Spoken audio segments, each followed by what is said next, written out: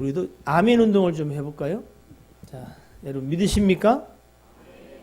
네, 잘 안 되는 걸로 한 번만 더 용기를 내서 믿으십니까? 아멘이란 말은 여러분 아시나시피 예, 그렇습니다. 저도 믿습니다. 그런 줄 믿습니다. 사실은요, 성경은 아멘을 열심히 하는 것으로도 하나님의 말씀에 아멘 하는 거니까 그것으로도 하나님께 영광이 된다. 그것이 복이 되어진다. 성경은 그렇게도 이야기합니다. 그럼 여러분 안 할 이유가 없겠죠, 그죠? 그러나 단 한 가지 전제는 있어요. 뭐요? 이게 무슨 얘기인지 여러분 내가 동의하잖아요. 그렇다고 시인하잖아요. 그러니까 뭐에 대해서 시인하는지 알아야 하잖아요, 그죠? 감옥 갈 사람 손 드세요. 다 감옥 가시길 바랍니다. 왜? 이건 잘 듣고 있는 거네. 왜냐하면 사도 바울이 그런 얘기를 했어요. 나는 여러분들이 다 나와 같았으면 좋겠다. 단 내가 옥에 갇힌 거 빼고는 뭐 그런 이야기도 있어요. 오늘 찬양 인도하시면서 부목사님이 그런 얘기를 하는데 오늘 새벽에 나눴던 말씀인데 참 고맙더라고요. 새벽에 나눈 말씀을 이렇게 또 하루 종일 묵상하면서 자신에게 묻고 곱씹는다는 게 얼마나 감사한지요. 말씀을 전하고 나서 여러분 잊혀지는 것에 대해서 사실 좀 안타까움이 있지요. 선생님 무슨 얘기 했는지 기억났어요 이제? 오늘 새벽에? 네. 주여. 예, 이제라도 기억이 나시니 얼마나 다행입니까? 자, 여러분 한번 생각해 보세요. 믿음 있는 사람처럼 살아가는 거. 예? 두 번째, 진짜 믿음으로 살아가는 거. 어떤 게 어려울까요? 목사님은 뭐가 차라리 쉽다 그랬어요? 믿는 것이 쉽다 그랬어요. 그럼 뭐가 어려운 거예요? 믿음이 있는 것처럼 살아가는 게 어려운데 우리가 그 어려운 걸 날마다 해내지 않습니까? 이거 저기 유시민 대위가 했던 얘기 같은데 태양의 후예에서 말씀과 기도에 전문하냐고 TV는 전혀 안 보시니까 무슨 얘기인지 모르시지요? 응? 거기서 그 유대인가 그래요. 이 어려운 걸 제가 날마다 해내지 않습니까? 여러분 그 어려운 걸 날마다 해내시는 위대하신 분들 아닙니까? 그런데 실제로 정말로 어려운 건 여러분 믿음으로 사는 게 어려워요. 믿음이 있는 척 하는 거 여러분 그것도 쉬운 일은 아니지만 차라리 그게 쉬워. 그러니까 여러분 쉬운 걸 선택한 거 아니에요. 그래 안 그래요? 네? 네. 믿음 있는 척 이렇게 지금 봐요. 옆 사람 봐봐요. 움직이지 마. 그 표정 그대로 한번 보세요. 어디 봐봐요. 어때요? 오늘은 뭐 그런 분은 안 오신 줄로 믿고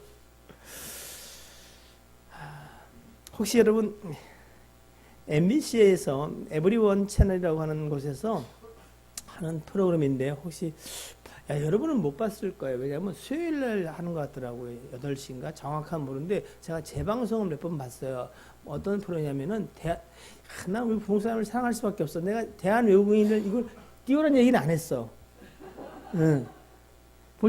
봤어요? 김영만 씨가 MC를 보고 10명의 외국인들인데 한국말을 참 잘해. 그분을 보면 참 신기해. 어떻게 저렇게 잘할까? 어두면 막 4년밖에 안 했다는데 우리는 영어를 10년 해도 어떻게 해요? 콩글리시, 바디랭귀지 뭐 이런 거에 능통한데 말 잘하는 10명의 외국인들이 4층으로 1층에 1단계, 2단계, 4단계까지 그 다음에 2층에 5, 6, 7단계 3층에 8, 9단계 4층에 10단계 이렇게 해서 10개 단계로 이렇게 10명의 외국인이 앉아 있는 거예요. 앉아 있고 한국인 진짜 토종 한국인 5명이 또 출연해. 그래서 한 명씩 1단계를 거치면서 한국 문화에 대한 퀴즈를 내는 거예요. 근데 한국인이 이길 때가 별로 없어. 대한 외국인이 더 잘해. 그 이유는 귀화하려고 공부를 한 사람도 있고 또 이 사람들은 이 프로그램에 나오기 위해서 열심히 또 공부도 뭐 하고 10단계에 있는 사람들은 저 사람은 한국 사람인지 아닌지 헷갈릴 정도로 아니 참 우리말도 잘하고 문화에 대해서 잘 알아요. 왜 뜬금없이 대한 외국인 프로그램을 하냐. 써있네. 8시 30분이라고. 제가 눈이 이렇게 좋아요. 저 뒤에 있는 게. 매주 수요일 날 8시 30분. 여러분 보기 좀 어렵겠네. 예. 근데 어디서 하는지 재방송을 몇 번 봤어요. 근데 참 재미있어요. 왜? 저런 거가 일반적 상식인데도 모르는 게 우리가 정말 많더라고요. 근데 외국인들이 잘 알더라고. 가끔 믿는 우리보다 안 믿는 누가 더 잘난 체 할 때 있죠. 그래 안 그래요? 예? 알기는 잘 알아. 오늘 여러분 이 얘기를 서두에 꺼내는 이유는 이렇습니다. 그래서 몇 단계까지 가서 탈락하느냐 뭐 이런 것이 관건이 되고 10단계 가서 만약에 이기면은 한국 사람들이 선물을 받아. 주로 한우야. 네.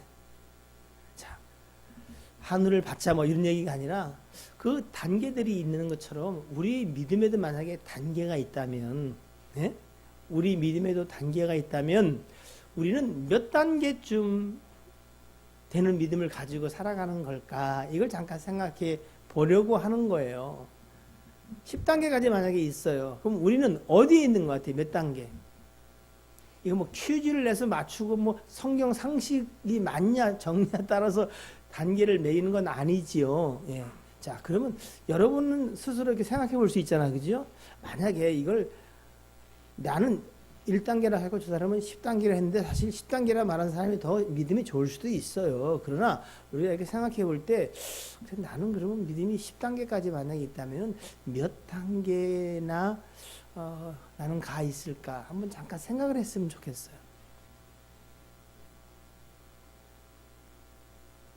생각해 하는 거예요? 생각하면 머리에 쥐가 나요? 고양이 한 마리를 가져올까요? 어떤 분이 그래요. 자기는 눈만 감으면 아무것도 생각이 안 난대.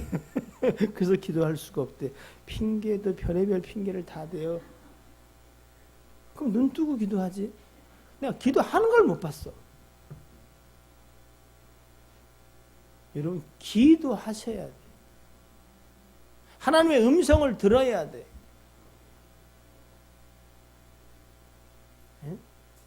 그리고 그 말씀에 순종함이 복이 돼요. 한번 생각해 보셨어요? 자, 이제 어디부터 말할까? 이렇게 들어갈까요? 이렇게 들어갈까요? 손 들었어요. 예, 그러나 물어보지 않는 걸로. 예. 자, 과연 우리는 그럼 믿음이 10단계까지 있다면 이해를 돕기 위해서 몇 단계까지 있을까? 사실은 뭐 3단계라고 해서 늘 거기 있는 것도 아니에요. 그죠? 어떨 때는 뭐요? 저 밑에 10단계까지 내려왔다가 어떨 때는 스스로 생각하기에 좀 대견할 때는 어떻게요? 좀 거슬러 올라갔다 막 이러지요?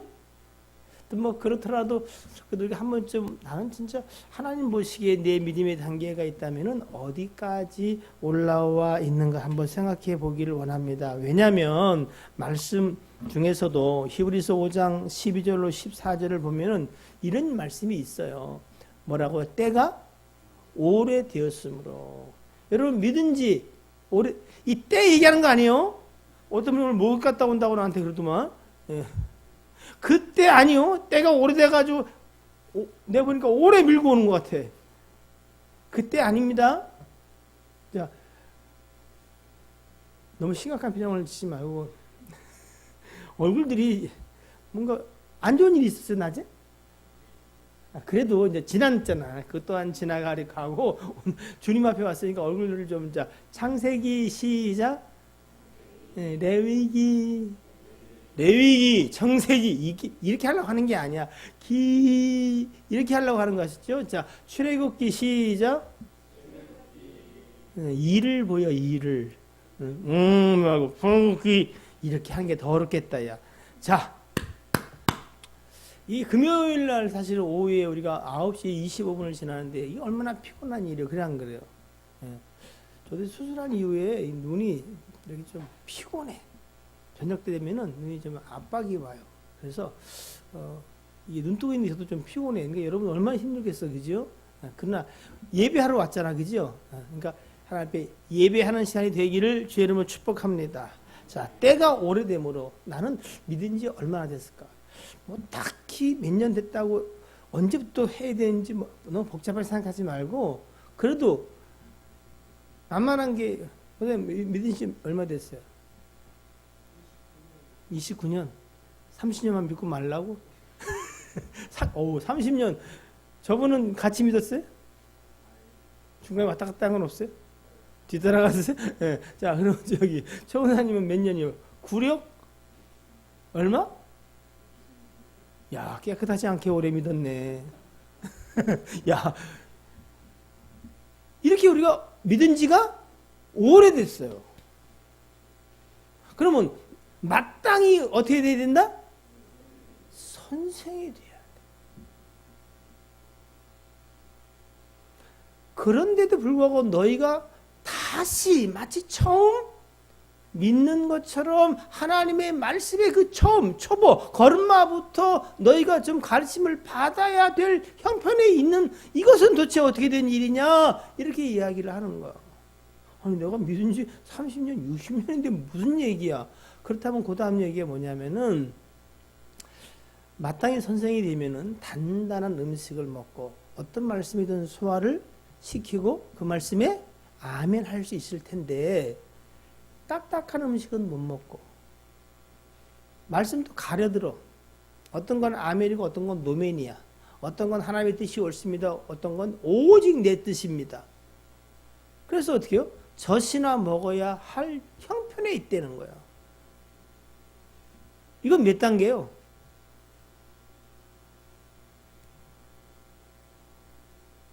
이는 젖을 먹는 자마다 어린아이니 영적 어린아이라는 거예요. 의의 말씀을 경험하지 못한, 듣기는 들었어. 알기도 해. 근데 그 의의 말씀을 경험하지 못했어. 내 삶 가운데 굴복시키고 고백하고 옳습니다 하고 삶으로 살아내는 일이 잘 안 돼.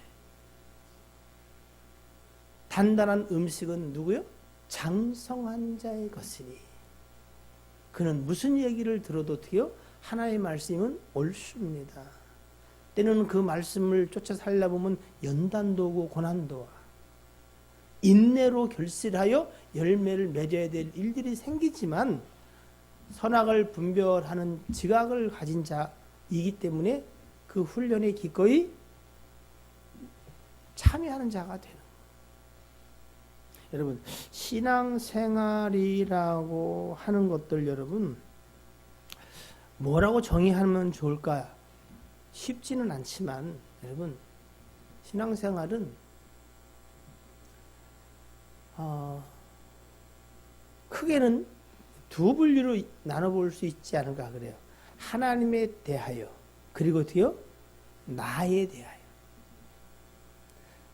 믿음 생활을 할수록 하나님은 그 깊이가 어떻게 해요? 더 깊고 오묘해. 그 능력이 한이 없어. 예? 그리고 베푸신 그 은혜와 사랑이 여러분 이건 여러분이 경험을 못해도 이건 분명해. 왜? 우주보다 더 크신 분이 그분인데 그분을 알 길이 없어서 인간의 지혜로는 하나님을 알 수 없다. 성경은 이렇게 아예 못 받고 있어. 무지한 말들로 그 인간의 알량한 지식과 삶의 경험 체계를 가지고 하나님에 관해서 이러쿵저러쿵 말한 자가 누구냐? 하나님은 여기 38장에 이렇게 다가섰어요. 내가 창조 역사에 이를 때 넌 어디 있었냐? 의박 창고나 아니면 너희는 번개의 길을 아느냐? 그 창조 역사를 얘기하면서 하나님의 그 광대하심을 이야기하시는데 여러분 신앙생활은 하나님이 얼마나 큰가 그 반면에 나는 얼마나 미미하고 연약하고 그리고 죄인인가를 깨달아 그 다음에 그런데 어찌하여 그 하나님이 나를 위하여 이 땅에 오셔서 친히 십자가를 지고 죽으셨는가?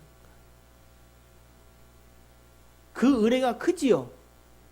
큰 것과 또 우리가 기억할 게 뭐냐면은 그러면 그 하나님이 죽어줄 수밖에 없는 상태에 누가 있었다? 내가 있었어. 그러면 이건 뭐 내가 지은 죄가 뭐예요? 엄청나다는 거예요. 그러니까 신앙생활 하면은 죄에 대한 자유함도 느끼지만 더 깊이 깨닫는 건 뭐예요? 내가 죄인입니다. 주여 나를 위해 죽으신 게 맞습니다. 주여 지금도 나는 주의 은혜가 필요합니다. 나로는 할 수 없음을 고백합니다. 이게 사실은 오래 믿을수록 어떻게 해요? 고백되어지는 고백인 거예요. 마치 사도 바울이 처음에 서신서들을 통해서 자기의 신앙을 고백할 때 나는 사도라 칭함받기에 나는 감당할 수 있는 존재가 아닙니다. 감히 저 같은 자가 무슨 사도겠습니까? 저 같은 자가 무슨 목사의 자격이 있겠습니까? 이렇게 시작해요. 그래도 어떻게 해요? 근사하게 시작해. 그래서 나중에 어떻게 해요? 나는 성도 중에도 지극히 작은 자, 말제, 마지막에 있는 자 같은 자입니다. 이렇게 말해요. 갑자기 뚝 떨어졌어. 그러더니 어떻게 해요? 그는 마침내 나는 죄인 중에 괴수입니다. 그럼에도 불구하고 하나님이 나를 쓰신 이유는 오직 하나님의 은혜로 되어지는 구원에 관해서 나만큼 좋은 샘플, 본보기가 없습니다. 나는 패역한 자요, 사악하고 교회를 잔해하고 죄를 저질렀던 자, 목사는 고사하고 성도 중에서도 제일 꼬레비라고 해도 저는 할 말이 없고, 아니요, 저는요 죄인 중에 계십니다. 나 같은 자가 구원을 받다면 당신도 구원받을 수 있습니다. 왜? 그 구원은 오직 택하시는 하나님의 전적인 선택과 은혜와 긍휼로 되는 겁니다. 두려워하지 마시고 주 예수 그리스도를 믿으십시오. 이렇게 전하기에 내가 능력을 입었다는 거예요. 왜? 내가 죄인 중에 괴수니까. 내가 구원받다면 당신도 구원받을 수 있습니다. 하나님의 은혜는 능히 당신을 구원하고 남습니다. 그래서 하나님이 나를 어떻게 해요? 일꾼으로 세웠다고 그는 고백하고, 그리고 그 다음에 1년, 길게 잡으면 2년 뒤에 목이 잘려 순교하고 맙니다. 사실은 믿은 지 오래되고 신앙이 자라가면 어떻게 해요?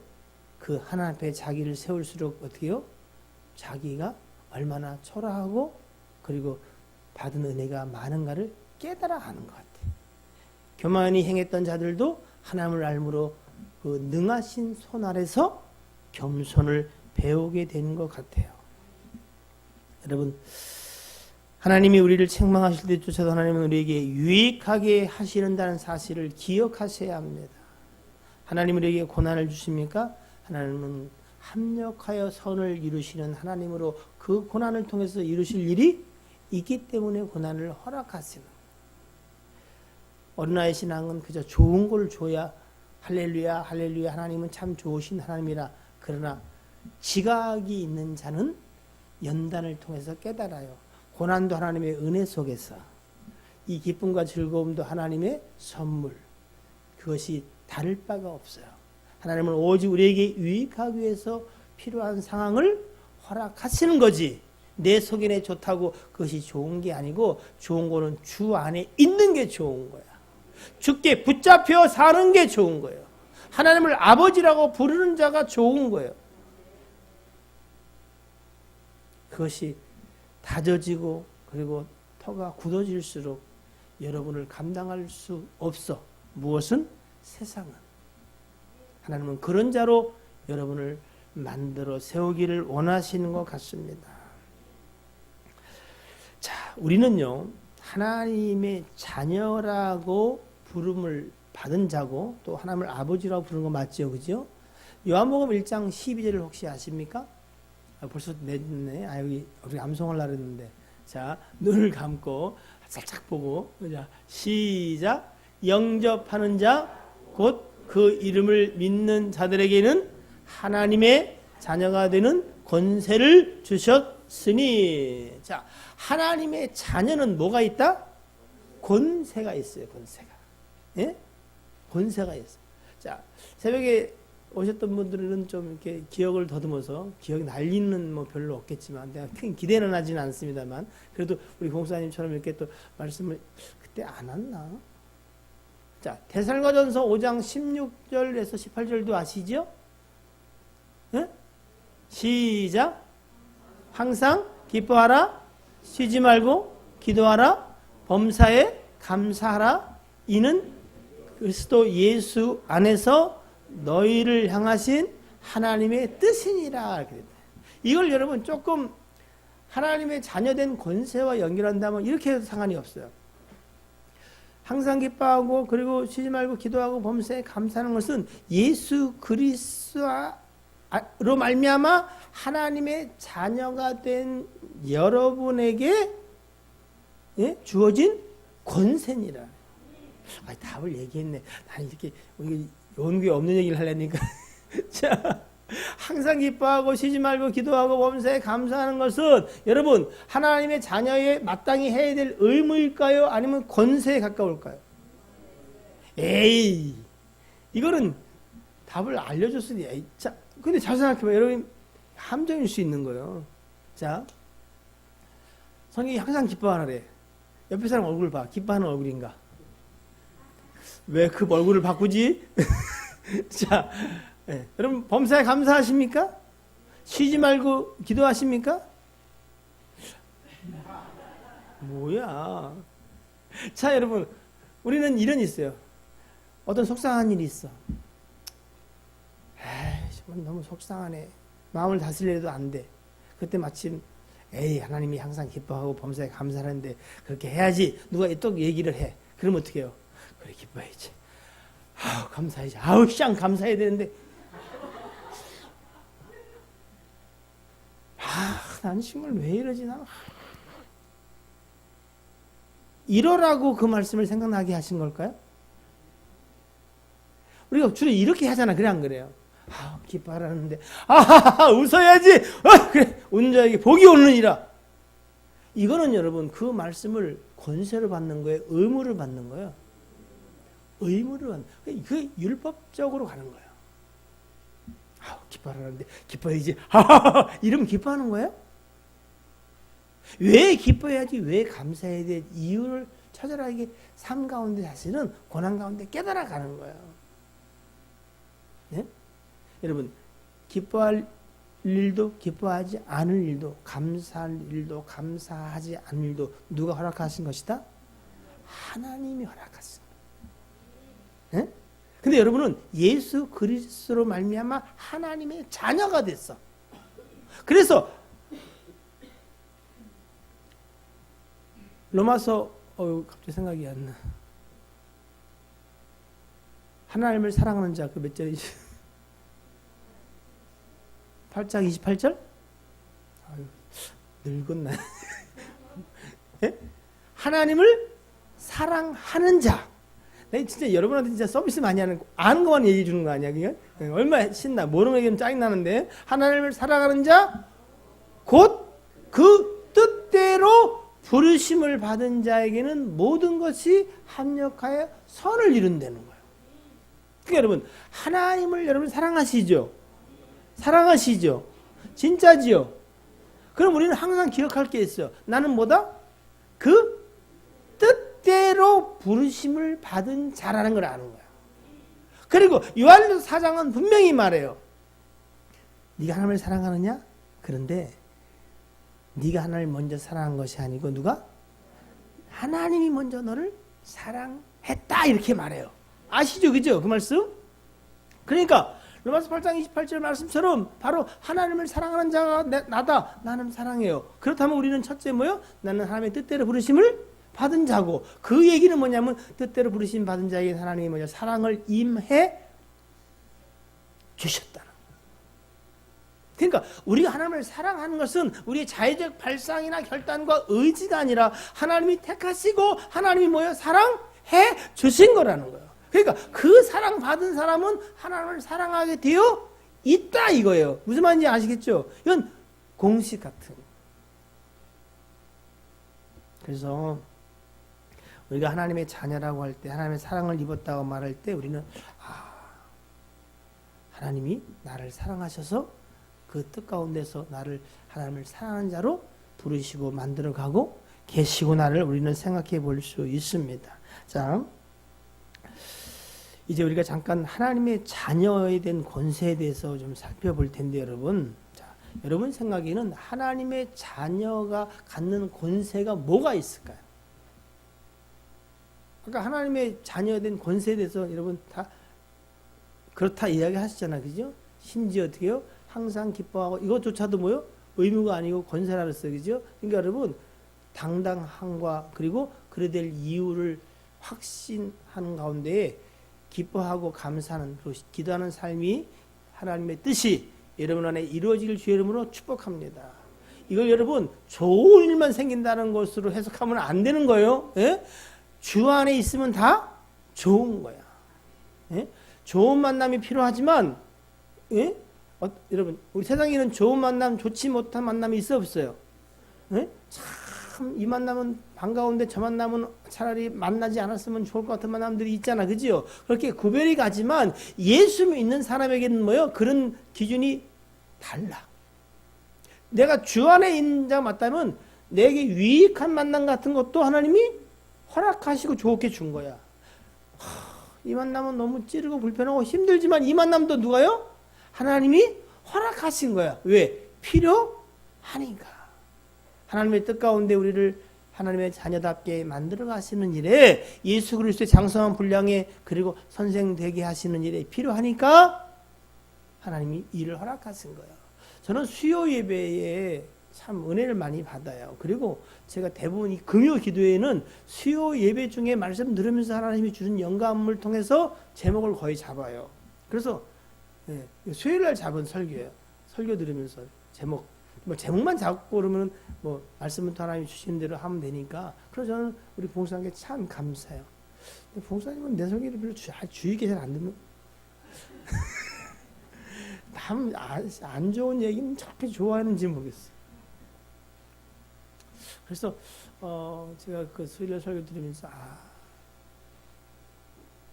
참 많은 은혜를 받는데, 여러분 힘써서 예배에 참여하실 수 있으면 여러분에게 유익하고 복이 될 줄로 믿습니다. 여러분 하나님의 자녀가 되기 위해서는 사실은 이것부터 해결해야 돼. 예수 그리스도가 이 땅에 오셔서 십자가에 죽으셨잖아요. 그 죽으심에 관해서 성경은 뭐라고 말하냐면, 특별히 로마서 5장 8절로 10절을 보면, 자, 우리가 아직 뭐요? 죄인 되었을 때에 그리스도께서 우리를 위하여 죽으심으로 하나님께서 우리에 대한 자기의 사랑을 확증하셨다. 그러니까 우리가 뭔가 사랑을 받을 만한 이유나 뭔가 기준이 분명해서가 아니다고 말해요. 죄인 되었을 그때에 하나님께서 예수 그리스도를 통해서 우리를 위하여 그를 죽게 하심으로 하나님이 우리를 사랑한다고 하는 그 사랑을 확증하신 사건이 뭐다? 십자가 사건이에요. 그러면 이제 우리가 그의 피로 말미암아, 그가 십자가에 흘려주신 그 피로 말미암아 어떻게? 의롭다 하심을, 그러니까 의롭다 하심을 받았다는 이야기나 죄 사함을 받았다는 이야기나 같은 말일까 틀린 말일까? 같은 말이에요. 자, 우리가 의롭다함을 받기 전에는, 불의할 때에는 하나님과 화목한 관계가 됐어요, 안 됐어요? 안 됐어요. 그래서 사실은 예수 그리스도의 십자가와 그의 죽으심에 관해서 그분이 우리의 속죄 제물, 뭐를 위해서? 죄를 위해 죽으신 속죄 제물이 될 뿐 아니라 그 불의한 자들, 죄로 말미암아 하나님과 화목했던 자들을 위해서 십자가의 죽으심으로 무슨 제물이 되셨다? 화목 제물이 되셨다. 그러니까 그리스도의 십자가가 주는 의미가 사실은 우리에게 굉장히 중요한 의미를 가져요. 그래서 여러분 하나님의 자녀가 되는 일은 뭐예요? 곧 먼저는 죄 사함이 있어요. 죄 사함은 거저주신 하나님의 은혜로 된 건데, 바로 우리에 대한 하나님의 사랑의 확증으로 우리에게 보이시는 것이 십자가 사랑이다. 그리고 그 일로 우리는 하나님과 뭐하게 됐다? 자, 조금 비켜봐야겠. 10절 시작. 곧 우리가 원수 되었을 때에 그의 아들의 죽으심으로 말미암아 하나님과 화목하게 되었은즉, 화목하게 된 자로서는 더욱 그의 살아나심으로 말미암아 구원을 받을 것이니라. 죄사함을 받고 그리고 하나님의 진노하심에서 벗어날 뿐 아니라 하나님과 화목하게 되어지고 곧 구원받은 자, 그를 다른 말로 하나님의 자녀다 이렇게 말한다는 거죠. 그러니까 자녀된 권세를 가진 첫 번째는 뭐예요? 죄사함 받는 권세가 있어. 둘째는 하나님과 화목한 권세를 갖게 되어 있어. 여러분 이거 정말로 중요한 거예요. 여러분 저랑 화목한 사람이 와가지고 뭐 얘기하면 어떻게 해요? 기분이? 그래 생각해 볼게. 그 얘기가 어려운 얘기라도 그렇게 근데 화목지 않은 사람이 얘기하면 어떻게 해요? 네가 나한테 지금 그런 얘기할 단계냐? 뭐 이런 생각도 할 수 있는 거 아니에요? 그래 안 그래요? 화목지 않은 사람들 얘기해봐. 예? 하나님과 화목한 거요? 이거보다 복받은 자가 없어. 그래서 여러분 죄 종하고도 화목한 관계를 가져야 돼요. 근데 다행스럽게 여러분 저는 성도들이 다 좋아. 좀 찔리는 사람이 몇 명 있는 건 아니에요. 목사가 되니까요. 하나님 주시는 마음이 그래. 예? 제가 지금 여기 손가락 하나가 골맞어요. 그때 이거 자르겠어? 그냥 골문 내 손가락이지. 예? 다른 거에 신경 안 쓰는데 얘한테만 신경이 쓰여. 뭐 또 건들려도 더 관심이 갈지언정 여러분 하나님도 그런 것 같아요. 참 하나님의 자녀가 됐다는 건 여러분 더 말할 것 없이 그냥 감사한 일이다. 자, 갈라디아 2장 20절 한번 열어주세요. 저는 이 말씀이 정말로 귀하고 귀한 말씀 같아요. 자, 보세요. 천천히. 내가 누구와 그리스도와 함께 십자가에 못 박혔나니. 즉 우리가 예수를 믿는다고 하는 것은 그리스도의 십자가에 내가 함께 못 박힌 거야. 탐심도 정욕도 거기 함께 못 박힌 것처럼. 그러니까 옛사람은 거기에 죽고 그 얘기죠. 그런즉 내가 십자가에 예수님과 함께 못 박힌 게 맞다면은 이제는 내가 사는 것이 아니요. 십자가에 못 박혔다는 얘기는 죽었다는 얘기잖아. 그죠? 오직 내 안에 누가 산다? 그렇게 이거 정말 중요한 거야. 그러니까 예수 믿는다고 하는 것은 뭐가 바뀐 것이다? 오케이. 주인이 바뀐 거야. 주인.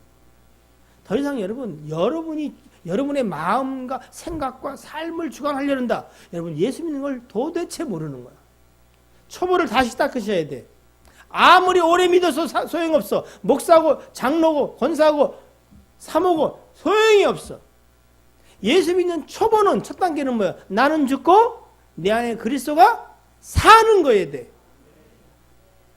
그러니까 내 생각에는 죄송하지만 잘못 말씀하고 계신 거야. 내 마음이 그래. 잘못 생각하신 겁니다. 그래서 빌립보서 2장 5절은 내 안에 이 마음을 품으라. 곧 누구의 마음? 그리스도 예수의 마음이니. 이건 여러분 뭐 해라는 게 아니야. 당연한 거야. 그리스도가 내 삶의 주인이라. 오직 내 안에 그리스도께서 사시는 것이라. 그런데 여전히 여러분 그거 다 인정하시죠? 시인하시죠? 근데 여전히 우리는 뭐가 있어요? 육체의 그 죄의 습관이 똘똘똘똘 뭉쳐있는 육체 가운데 쌓여있단 말이에요. 그게 고민인 거 아니에요? 그래 안 그래요? 그래서 로마서도 10장 11절 12절인가 그렇게 얘기하죠. 우리가 영으로는 뭐요? 의로 말미암아 살았어. 그러나 뭐요? 몸은 죄를 말미암아 죽은 거야. 답답해. 오라 권고하다고 이야기해. 로마서 7장의 사도 바울도. 그런데 그것을 위해서 성령을 보내셔서 이 썩어지고 죽어질 몸도 다시 살리려고 하는 계획이 누구한테 있다? 하나님께 있어. 그래서 여러분 가운데 성령을 보내신 거야. 이제 내가 육체 가운데 사는 것은 잘 보세요. 어떻게 살아야 돼? 나를 사랑하사 나를 위하여 자기 자신을 버리신, 즉 죽기까지 사랑하신 바로 그 사랑, 하나님의 아들을 믿는 믿음 안에 사는 것이다. 믿음으로 산다고 하는 것은 하나님이 나를 죽기까지 사랑하셨다는 그 사랑을 믿는 거예요. 예? 그것이 여러분 가운데 믿어지게 되기를 주의 이름으로 축복합니다. 여러분,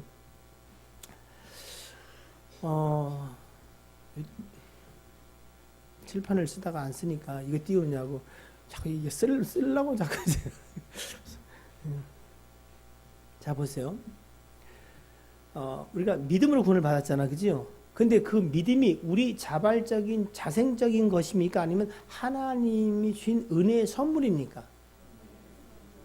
하나님이 은혜의 선물로 말미암아 우리에게 믿음을 주셔서, 이 믿음이 뭐냐면 바로 여기 있는 것처럼 하나님이 나를 죽기까지 사랑하시고 오직 그의 은혜로 나를 살리셨다는 그 믿음을 주셔서 예수 안에 구원이 있고 예수 안에 영생이 있고 예수 안에 모든 지혜와 보물이 있다. 예수 그리스도가 내 삶의 주인으로 내 죄의 구세주로 오기를 우리가 소원하고 믿고 영접할 때 자녀가 되는 거잖아. 그죠? 그래서 은혜로 말미암아 믿음이 왔어. 그죠? 그렇죠? 그리고 우리가 믿음 생활, 신앙 생활, 믿음으로 살아가면서 우리는 하나님의 큰 은혜를 더 체험해. 은혜로 믿음이 왔어. 믿음을 쫓아 우리가 또 믿음으로 살아가다 보니까 뭐야? 하나님의 은혜를 더 많이 풍성히 누려. 그러면 여러분, 그때 받는 은혜는 새로운 것이고 뭔가 더해지는 풍성한 것일까? 아니면 원래부터 약속된 것이고 원래부터 처음부터 우리에게 주신 것일까? 알기는 정말 선생이야. 로마서 8장 32절 말씀처럼 아들을 주셨어. 십자가에 피 흘려 죽게 하셨어. 그때 아들과 함께 모든 것을 우리에게 주신 거예요. 하나님의 자녀된 권세에 포함이 되어 있는 거야. 근데 믿지 못하니까, 믿음이 연약하니까 그것을 헤아려 알 수가 없어. 그래서 수시로 불평당하고 원망도 하는데, 고난 속에서 또는 여러 가지 환난과 역경과 연단 속에서 믿음을 생활하다 보니까 우리가 뭘 깨달아요? 그 하나님의 지고하신 사랑과 온전하심과 우리에게 베푸신 한량없는 은혜를 아는 거야. 아는 거. 내가 처음부터 받은 것이 무엇인지, 하나님이 내게 약속한 것이 무엇인지, 뭔 말인지 이걸 정확히 이해를 해야 돼. 새로운 은혜를 주는 게 아니야. 이 은혜는 이미 약속한 거야. 우리가 믿음으로 장성해 나갈수록 그 은혜를 알아가는 거야. 알아가는 거야. 이것을 처음부터 내게 주신 거구나.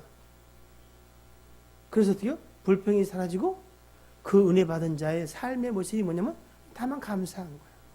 때로는 하나님이 이 일을 행하는 것을 내가 감당하기 어려울 때 감사하지 못할 수도 있어. 그러나 하나님의 선하심을 입고 그 큰 은혜를 아는 자는 뭐요? 이 가운데 있는 하나님의 은혜와 선하심을 믿는 믿음으로 뭐요? 감사하는 거예요. 그러면 그 감사에는 하나님이 반드시 어떻게요? 여러분 아시는 히브리 11장 말씀처럼 믿음은 바라는 것들의 실상이야. 나타나게 되어 있어. 그때 그 영광의 은혜를 본 사람의 합당한 반응은 뭐요?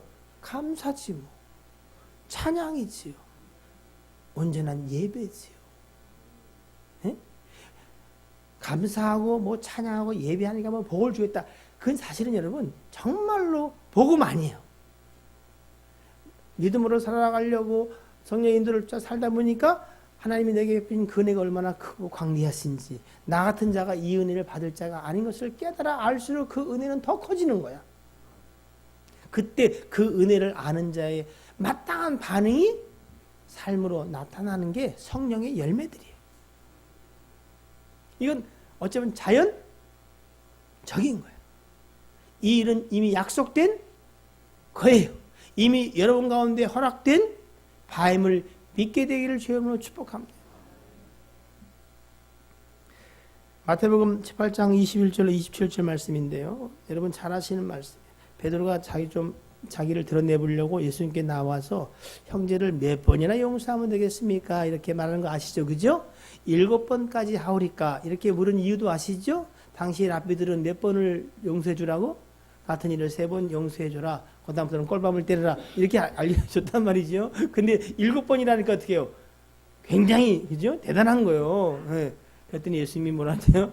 우리 예수님 참을 꼈네. 또 뭔가 일각인이 있어. 그래, 참 네 믿음이 좋다. 여러분이 원하는 대로 그렇게 해줘야 되는데, 주님이 뭐냐니까, 얘야, 내가 너한테 말하는데, 7번뿐 아니라 7번씩 뭐요? 70번까지라도 함이 마땅하다. 이렇게 말해요. 이러면 여러분 참 부하가 나야 안 나요? 좀 맞다라면 좀 안 되나? 가끔 저한테도 여러분 그런 생각이 있죠, 그죠? 그죠? 잘했다고 그러지 목사님 뭘 또 그걸 또 우리 집에서 꼭 찌르는 사람이 하나 있어요. 예수님도 보니까 아이 그럼 맞다 그러지 그래 또 얘야 무슨 그따위 얘기를 하냐 7번씩 70번이라도 해야 되자 이 얘기는 아닌데 이렇게 말씀하신 이유가 있어요. 이게 옳다는 거예요. 그러므로 천국은 그 종들과 그러면서 이것을 설명하려고 이제 어떻게 해요? 종들과 결산한 이야기를 하고 있는 거예요. 거기에서 등장하는 게 몇만 달란트? 예? 1만 달란트가 나오는 거예요. 여러분 생각해 보세요. 이건 우리에게 이해를 돕기 위해서 사실은 하는 예화지만 1만 달란트가 얼마 되는지 알면은 개인이 사실은 그렇게 빚지기가 쉬울까 안 쉬울까? 참고로 요즘 시대에 용수사님, 은행 가면 용수사님 보고 얼마 빌려줄 것 같아? 네? 1,000억? 아! 딱국시 왜 놀랬어? 1,000만 원을 빌려줄까? 그런 청원사님 얼마 빌릴 수 있을 것 같아? 갖다 몽둥이는 맞아. 누가 그 사람을 보고 1만 달란트를 빌려주겠어요? 1만 달란트가 얼만데? 예? 사실은 우리는 빚질 수도 없는 그 이야기를 하시는 이유는 뭐냐면 어떻게요? 우리가 하나 앞에 죄를 지은 것이 얼마한 것을 깨달아 알게 하려고 하는 거 아니겠어요? 그죠? 다 넘겨주세요. 결산할 때 10,000달란트, 10,000달란트 빚진 자 하나를 데려오는데 갚을 게 있을까 없을까? 못 갚지. 에? 그래서 그 몸과 아내와 자식들과 모든 소유를 다 팔아 갚게 하라 했어요. 그랬더니 그 종이 어떻게 해요? 내게 참으소서 다 갚으리다. 이거 사실일까 뻥일까? 이 성도들은 거의 선생이야. 왜 뻥이야? 갚으려면 벌써 갚지 지금. 예? 갚을 수 있는 게 아닌 거야 사실은. 이 얘기를 하시는 이유는 너는 갚을 수도 없고, 그래서 어떻게 해요? 네 죄 사함 받은 것은 27절에 그 종의 주인이 불쌍히 여겨 그냥 탕감해 준 거예요. 우리의 죄가, 우리에게 온 은혜가 그렇게 된 걸 이야기하는 거예요. 예? 근데 그가 나가다 누굴 만나요? 100데나리온 빚진 자를 만나요. 용서해 줘야 되는 게 마땅하죠. 그죠? 이게 뭐 비교가 안 되는 거야. 응? 1달란트가요. 데나리온으로 치면 데나리온이나 드라크만 똑같은 거예요. 얼마죠? 6,000배. 이건 은일 때 그래. 금이면 곱하기 15를 돼. 9만 배야, 9만 배. 1달란트가 거기다 1만이니까 동그라미 몇 개 붙어야 돼? 4개를 더 붙여야 돼. 계산해봐. 여기에 없을 줄 알고 내가 자신 있게 얘기하는 거야. 계산이 안 돼, 계산이! 정말로 내가 탕감받은 게 얼마인 줄 아는 사람은 100데나리온을 용서해 줄 수밖에 없는 거예요. 근데 용서해줘요, 못해줘요? 네? 용서해줘요, 안 해줘요? 뭘 모른 척 해요. 용서해줘, 안 해줘? 누구처럼? 네? 옆에 사람 보고 쟤처럼이요. 시작. 옆 사람 없으면 뒷사람 찔리지 말고. 왜? 그래서 주님이 옥에 가둬두는 거예요. 왜 옥에 가둬뒀을까요? 네가 사함 받은 게 얼마인지를. 그걸 정말 아는 자는 그 주기도문에 나오는 것처럼 마태복음 6장 14절 15절인가요? 거기 있나요? 순서에 좀 바뀌었지만 마태복음 6장 14절로 15절이 있을 거예요. 너희가 사람의 잘못을 용서하면 너희 하늘 아버지께서도 너희 잘못을 용서하시려니와 너희가 사람의 잘못을 용서하지 아니하면 너희 아버지께서도 너희 잘못을 용서하지 아니하시리라. 여러분, 성경을 읽는데 바르게 읽으려면 기준을 바르게 갖고 있는 게 중요해요. 이 성경은 누구의 말씀이다? 하나님의 말씀이야. 그러니까 하나님을 바르게 알아야 그 말씀을 하나님의 뜻 가운데 해석이 돼. 자, 포인트가 너 똑바로 해. 내가 너 용서해 주는데 네가 다른 사람 용서 안 하면 나도 너 용서 안 한다. 여기에 포인트가 있는 말씀일까요? 그럼 뭐에 포인트가 있어요? 네가 받은 용서를 바르게 안다면 1만 달란트 죄진 걸 알면은 네가 100데나리온 용서해 줄 이유는 넘치고 넘친 마땅한 바다라는 것을 이야기하고 있는 거예요. 야, 네가 용서를 받았어? 나한테? 이런 받으셨지요? 얼마의 용서를 받은 거예요? 진짜 1만 달란트인 것이 깨달아지면 여러분의 삶에는 용서 못할 사람 없어. 용서 못할 죄인도 없어. 문제도 없어. 저는 조금씩, 아주 조금 알아요. 내가 누구를 용서 못하겠나. 심지어 좀 독한 얘기로 내 자식을 죽인 자라도 내가 용서하니 안 하리를 할 자격이 없음을 제가 알아. 나를 죽이는 건 괜찮아요. 1만 달란트 탕감받은 게 뭔지 알면은 그 사함이 내게 있으므로 그 온전한 사랑이 모든 것을 덮을 수 있어. 이 일을 하나님은 우리 가운데에서 해감을 저는 알아요. 그래서 한둘 이렇게 별로 안 이쁜 사람이 더러더러 있었는데 이젠 그도 더 이상 나한테 큰 의미가 없어. 왜? 모든 문제는 나와 하나님과의 문제이더라고. 사람과 사람의 문제 같으나 그렇지 않아. 그래서 내가 하나님께만 범죄했사오니 다른 사람에게 범죄한 것을 갖다가 살짝 뒤집으려고 하는 게 아니고 그게 무슨 뜻인 줄 알겠어. 내가 하나님께 어떤 자였고 내가 어떠한 은혜를 입은 걸 알면은 그 은혜가 정말 내 안에 있는 게 맞다면 그 은혜가 용서를 하는 거지 내가 용서하는 게 아니에요.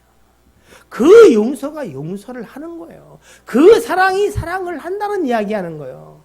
예? 하나님을 사랑한다고 말하면서 형제를 사랑하지 않는 자는 너는 거짓이다 하는 이야기는 그럼 너 거짓말쟁이야. 그 얘기 아니라 그 사랑이 사랑하게 된다는 거예요.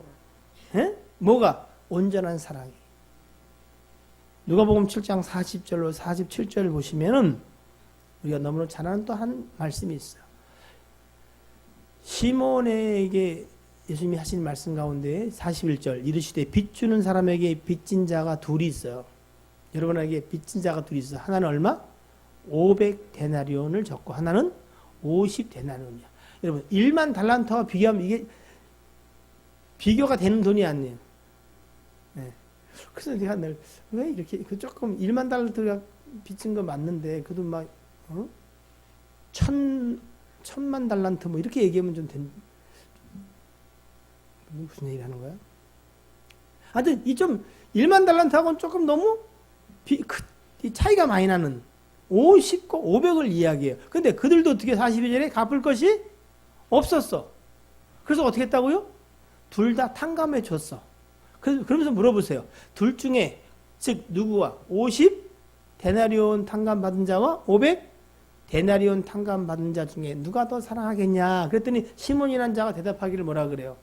제 생각에는 많이 탕감 받은 자, 즉 얼마 탕감 받은 사람이 500데나리온 탕감 받은 자가 더 사랑하겠다 이렇게 이야기하죠. 좀 넘겨주세요. 자, 차지하고 47절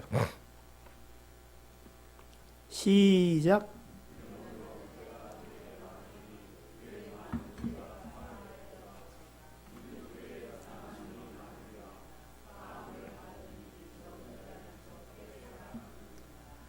우리가 하나님을 사랑하는 것뿐 아니라 서로 사랑하는 것도 어디에 근거하냐면 내가 얼마만큼 사함 받았냐에 따라서.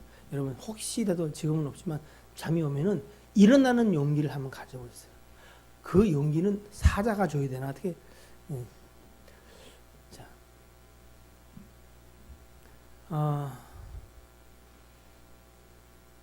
사함 받은 만큼 사랑하게 된다는 이야기를 이 얘기는 여러분 앞으로도 여러분 수없이 듣게 될 거예요. 그러면 진짜 내가 1만 달란트를 탕감 받은 게 맞아. 그럼 우리가 얼마만큼 사랑할 수 있다고요? 1만 달란트만큼 사랑할 수 있어. 누구를? 하나님을. 또는 누구를? 내게 빚진 자를.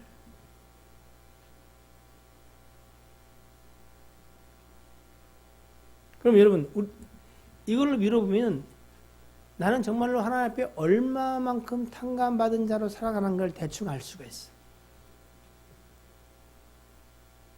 1만 달란트로 정말 탕감받은 걸 아는 자가 되면 초기 증상은 날마다 울고 다녀야 돼. 어떻게 나 같은 자가 내가 용서를 받았을까요? 그리고 그에게는 거치는 게 없어요. 예? 1만 달란트 탕감받은 게 사실이기에 그 삶이 여러분 가운데 차고 넘치기를, 그것은 곧 사랑으로 환원되어지기 때문에 그 사랑을 성경은 온전하다라고 이야기를 하고 있습니다. 여러분, 하나님의 자녀 된 자들이 맞습니까? 죄사함 받으셨습니까?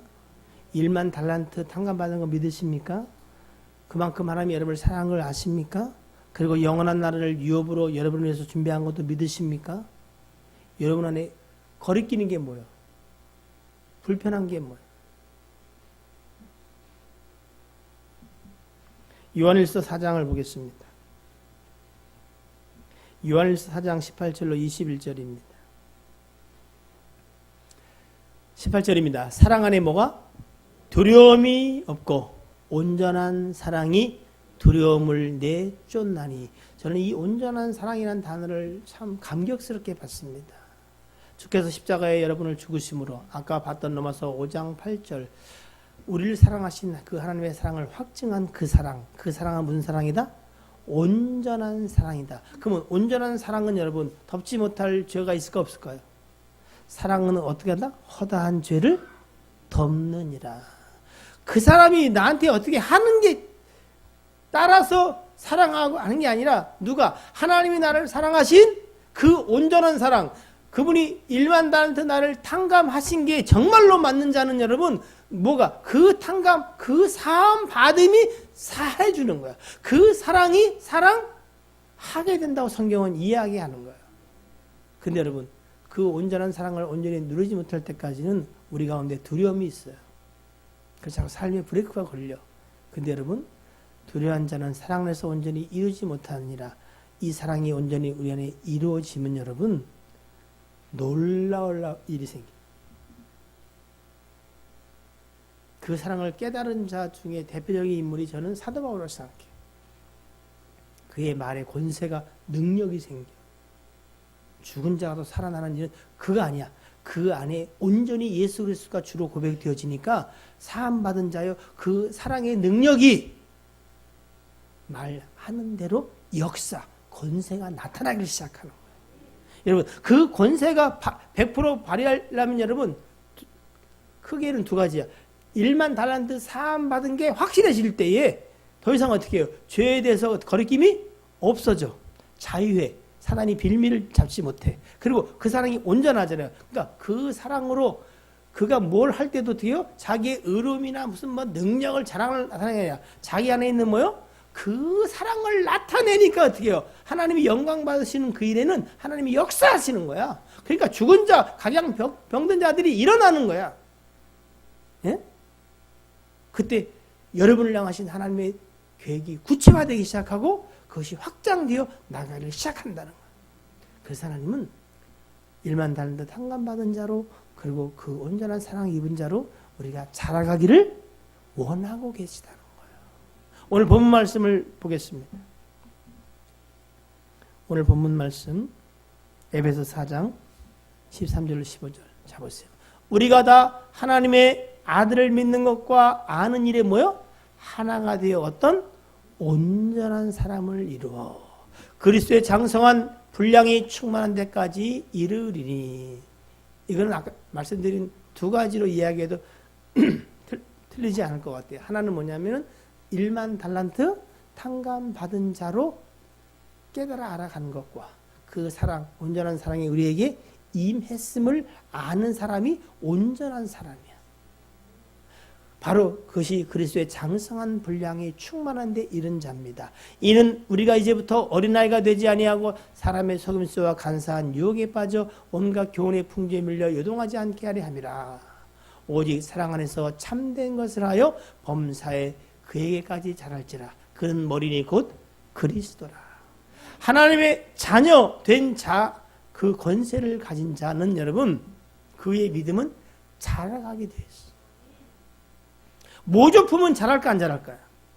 여러분 여기 새벽에 잠깐 얘기를 했는데 대나무 보이세요? 저게 살아있는 대나무일까요? 모조품일까요? 네? 이 모조품이라고 생각하는 거예요. 자랄까 안 자랄까요? 왜 안 자라? 모조품이야. 여러분의 신앙이 모조품이면 자랄지 못합니다. 그러나 살아있다면 어떻게 해요? 자랍니다. 오늘 주님은 우리가 믿음으로 자라가기를 원하십니다. 온전한 사람으로 그리스도의 장성한 분량에 이르는 데까지 자라가기를 원하고 계심을 기억하시기를 바랍니다. 여러분 자라간다는 말씀 중에 다시 한번 요한일서 4장 18절로 21절을 좀 열어주세요. 이 말씀이 우리에게 새김이 못 박힌 바가 되기를 주님은 축복합니다. 19절부터 시작. 우리가 사랑함은 그가 먼저 우리를 사랑하셨습니다. 누구든지 하나님을 사랑하노라 하고 그 형제를 미워하면 이는 거짓말하는 자니 보는 바 그 형제를 사랑하지 아니하는 자는 보지 못하는 바 하나님을 사랑할 수 없느니라. 우리가 이 계명을 주께 받았나니 하나님을 사랑하는 자는 또한 그 형제를 사랑할지니라. 이 말씀도 여러분 아까 말씀을 드려서 길게 설명하진 않겠어요. 여러분 하나님 사랑하시죠? 그 얘기는 뭐야? 하나님의 사랑을 먼저 우리가 입었다는 거잖아요. 그 사랑은 뭐예요? 온전한 사랑이다.